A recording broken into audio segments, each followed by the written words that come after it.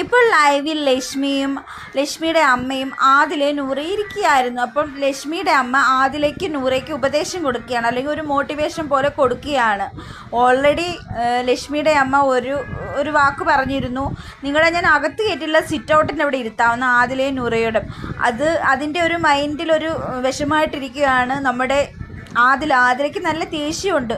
ലക്ഷ്മിയുടെ അമ്മ പറഞ്ഞുകൊണ്ടിരിക്കുകയാണ്, നമുക്ക് ആരും കാണില്ല, നമ്മുടെ കാര്യങ്ങളെല്ലാം നമ്മൾ തന്നെ ചെയ്യണം, സമൂഹം നമ്മളെ എങ്ങനെ കാണുന്നു അതൊന്നും നോക്കണ്ട.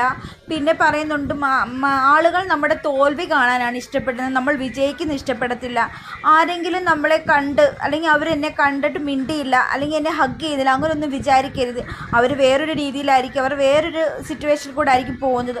അതുകൊണ്ട് നമ്മൾ നമ്മളായിട്ട് തന്നെ ജീവിക്കണം, മറ്റുള്ളവരെ ഓർത്ത് നമ്മൾ ജീവിക്കരുത്. അങ്ങനെയൊക്കെ കുറേ മോട്ടിവേഷനും കാര്യങ്ങളും ഉപദേശങ്ങളൊക്കെ നമ്മുടെ ലക്ഷ്മിയുടെ അമ്മ ആദിലയ്ക്ക് നൂറയ്ക്ക് പറഞ്ഞു കൊടുക്കുന്നു. നൂറ ചിരിച്ചുകൊണ്ട് കേൾക്കുന്നുണ്ട്. പക്ഷേ ആദിലയ്ക്ക് നല്ല ദേഷ്യമുണ്ട്. കാരണം അങ്ങനെ ഒരു സ്റ്റേറ്റ്മെൻറ്റ് പറഞ്ഞുകൊണ്ട് സിറ്റ് ഔട്ടിൽ ഇരുത്താമെന്ന് പറഞ്ഞത് വല്ലാത്തൊരു മോശം സ്റ്റേറ്റ്മെൻറ്റായിട്ടാണ് എനിക്ക് തോന്നിയത്.